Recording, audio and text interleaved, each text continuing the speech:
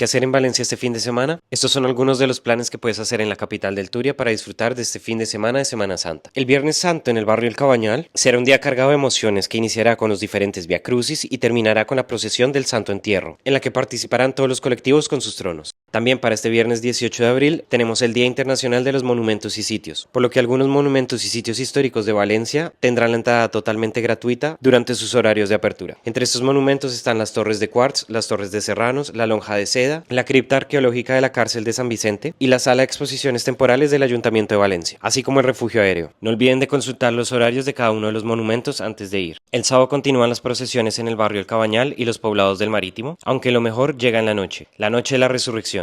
A la medianoche la pólvora inundará todo el Cabañal, así como el ruido de las vajillas y el agua estallando contra el suelo en uno de los eventos más peculiares de la Semana Santa. Las diferentes cofradías disparan castillos a la medianoche, otros contratan charangas, otros rompen porcelana y a la 1 de la mañana en la plaza del Mercado del Cabañal se dispara un gran castillo de fuegos artificiales, este año a cargo de la pirotecnia Turís. En la mañana del Domingo Santo tendremos el encuentro entre la Virgen y el Jesús ya resucitado. Es un reencuentro muy emotivo, lleno de colores, de flores, de tracas y muchos sentimientos. Y al mediodía en las calles del Cabañal se realizará el desfile de la resurrección, un desfile muy colorido que marca una gran diferencia con las demás procesiones de Semana Santa, marcadas por el silencio y el respeto. En cambio aquí el público anima con aplausos y piropos a cada uno de los participantes de este desfile.